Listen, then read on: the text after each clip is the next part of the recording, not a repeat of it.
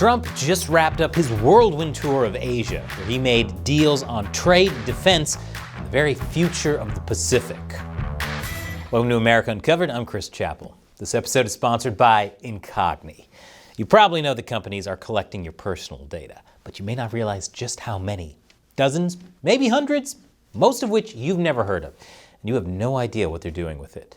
Incogni helps stop them. I'll explain more at the end. So yesterday, Trump concluded his week-long diplomatic tour of Asia, making stops in Malaysia, Japan, and South Korea. Now, each leg of the trip had its standout moments, like when Trump danced along with his Malaysian hosts before going to speak at the ASEAN Summit, where he was welcomed with an orchestral rendition of the Rocky theme. Not bad, Malaysia. Not to be outdone, South Korea greeted the president with their own version of the YMCA song, before presenting Trump with Korea's highest honor and a golden crown. Is Korea just trolling the Democrats? I know you have this whole no kings policy, but you never said anything about no Wongs. But of all the stops Trump made, the one that really stood out was Japan. As Trump landed in Tokyo, the city's skyline lit up in honor of the president, with its iconic Tokyo Tower, Skytree, and Metropolitan Government Building bathed in red, white, and blue. First, he was greeted by the Japanese Emperor, Naruhito. And then he was off to meet with Sanai Takaichi, Japan's first ever lady prime minister. If you're not already familiar, Takaichi is one of the Abe children, a protege of Shinzo Abe, Japan's late prime minister and personal friend of Trump.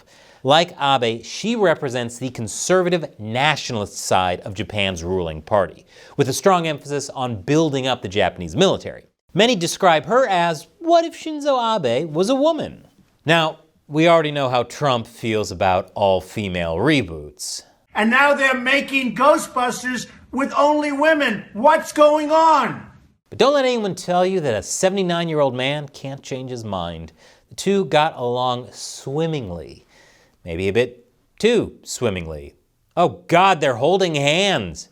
I'm just glad Melania wasn't there, otherwise that Slavic stare would have burned a hole right through the both of them. But it wasn't all hand-holding and frolicking through the cherry blossoms. These two had business to discuss. Trump managed to nail down an investment deal worth almost $500 billion. So what was in the deal? Well, first, Japan promised to import more American agricultural products like soybeans, along with manufactured goods. They are also seriously considering purchasing a fleet of Ford pickup trucks. To demonstrate their enthusiasm for American cars, a Ford F-150 sat just outside the palace where Trump and the Prime Minister had their meeting.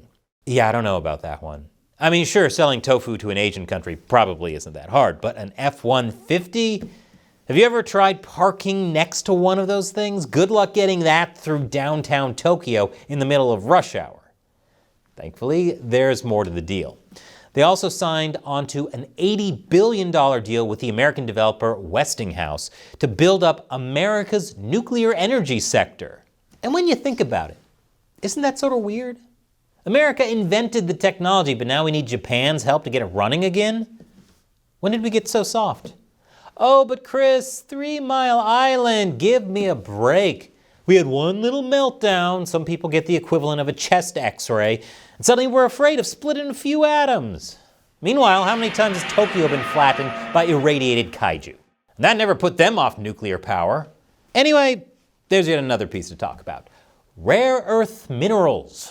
Basically, under this framework, Japan and America will secure supplies of critical and rare earth minerals, matching expertise in American extraction with Japanese refinement.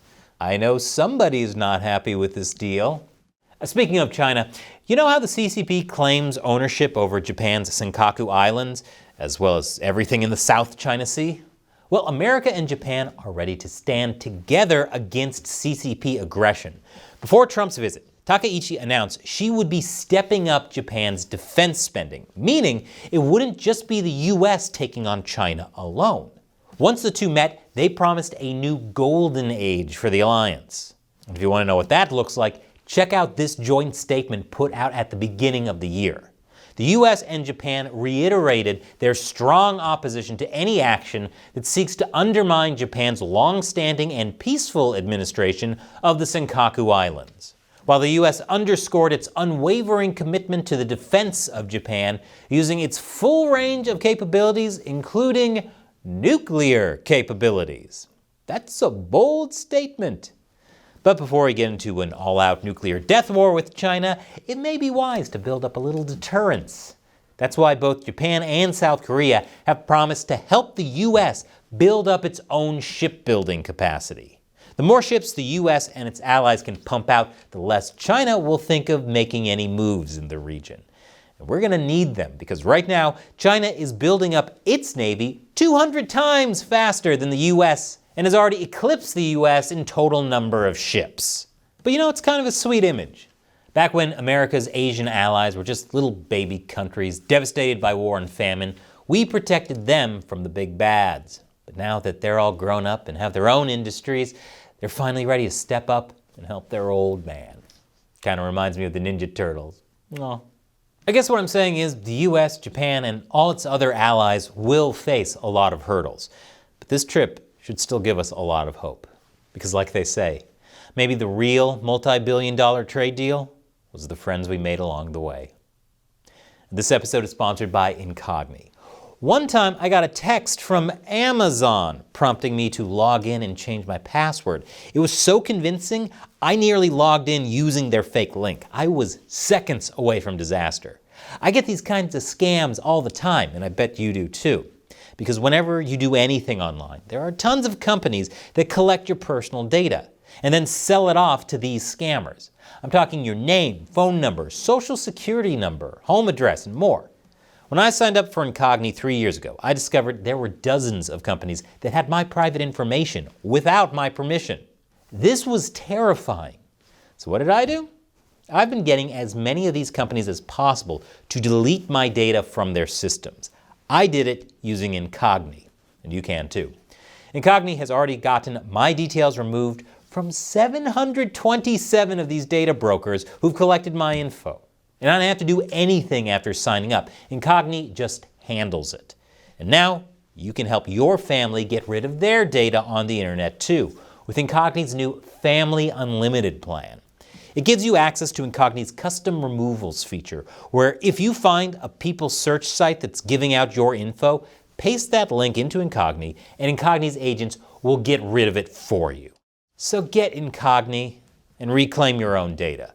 Go to incogni.com/uncovered and use the code UNCOVERED to get 60% off an annual Incogni plan. Erase your personal data from the internet with Incogni. They can't harm you if they can't find you. Once again, I'm Chris Chappell. Thanks for watching America Uncovered.